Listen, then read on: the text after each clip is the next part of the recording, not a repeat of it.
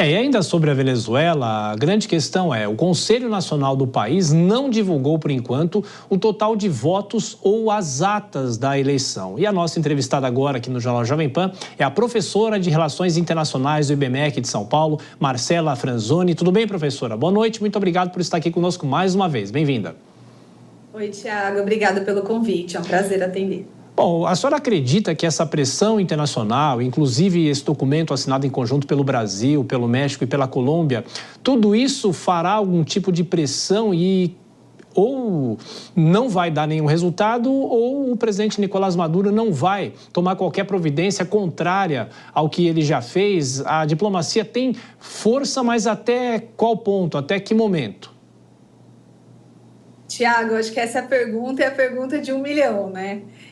Eu acho que a diplomacia ela consegue ajudar justamente no sentido de conseguir não fechar portas em estabelecer uma possível mediação entre o governo do Nicolás Maduro e a oposição, assim como o papel que a Venezuela desempenha aqui na América do Sul, né, e na América Latina no geral.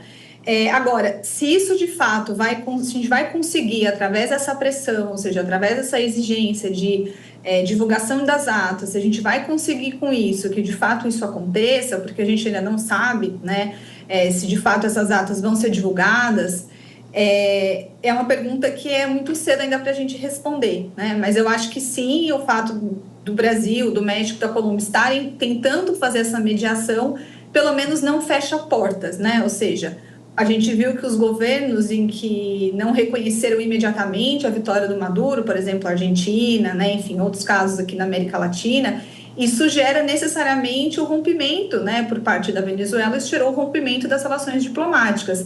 E aí o corte dessa possibilidade de mediação. Então, acho que pelo menos essa posição do Brasil, da Colômbia e do México evita uma piora, vamos dizer assim, né? Mas se ela vai gerar resultados positivos, a gente ainda não sabe.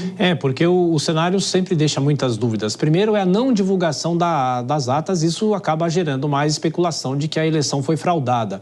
E um outro ponto é a divulgação das atas, eventualmente dando a vitória a Nicolás Maduro, mas as atas são divulgadas por um órgão chavista. Ou seja, não há muito para onde correr, né? Não, com certeza, né? Eu acho que, enfim, a demora de divulgação dessas atas só aumenta a especulação de que pode ter havido algum tipo de fraude. O Center Carter, que foi um centro que fez a observação das eleições, eles também divulgaram já um comunicado mais definitivo, vamos dizer assim, dizendo que não é possível alegar que as eleições foram transparentes, né? Enfim, que tudo ocorreu normalmente. Então, assim, já tem alguns centros internacionais, principalmente essas organizações, que estão divulgando notas dizendo que não é possível fazer uma afirmação de que as eleições ocorreram com absoluta normalidade. Agora, o caso dos países regionais, o caso do Brasil, ele é diferente dessas organizações, né? Porque o Brasil ele tem muito mais a perder se ele já ter uma posição, já adotar uma decisão de romper as relações com a Venezuela ou de não reconhecer o governo do Nicolás Maduro. Então, me parece um acerto que o Brasil ainda tente adotar uma posição de mediação para que a gente não feche portas nessas negociações, né? Professora, eu vou chamar o nosso comentarista Cristiano Vilela para participar dessa conversa, a professora Marcela Franzoni, que é do IBMEC aqui de São Paulo. Vilela. Professora, boa noite. Professora, Olá. Uma dúvida que desses episódios a gente acaba ficando, por vezes, manifestações para um lado, para outro lado, e a gente acaba não entendendo qual é a intenção política ou geopolítica disso.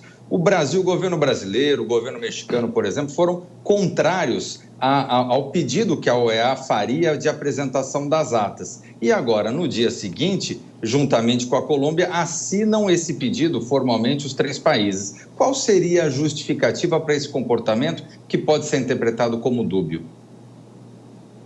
Eu acho que no caso da OEA, o Brasil ele se absteve na votação, né? Então, essa abstenção nas votações, ela também dá esse sinal de mediação, né? Ou seja, a importância de que os países regionais mediem a crise na Venezuela. Eu acho que é importante dizer que a OEA ela sempre foi vista com muita reticência pelo governo venezuelano, né? Inclusive, a Venezuela saiu da OEA em 2019. Então, ela é vista como uma organização, vamos dizer assim, de alguma forma extra-regional, porque ela tem os Estados Unidos, né? Então, a aposta que a gente vê o Brasil, pelo menos, adotando é que os países aqui da América do Sul, e aí projetando o Brasil como uma liderança, eu acho que o comunicado ele é muito claro nesse sentido, e agora o protagonismo que o governo Lula tenta exercer também é uma representação nesse sentido, de que o Brasil tenta assumir uma posição de liderança e de usar esses atores regionais que seriam mais parecidos, vamos dizer assim, do ponto de vista do tamanho do país, né? Ou seja, diferente dos Estados Unidos, que seria visto como uma grande potência, e que esses países teriam mais condições de fazer essa mediação, até pelo antagonismo político que a Venezuela, né, as críticas que a Venezuela faz em relação aos Estados Unidos. Então, acho que a posição do Brasil, de novo, ela vai no sentido de estabelecer essa mediação, né? Então, ele tem usado as instituições multilaterais, mas também o protagonismo aqui na região para tentar fazer isso, ainda que gere muito debate interno, né? Como vocês colocaram, a própria posição do partido.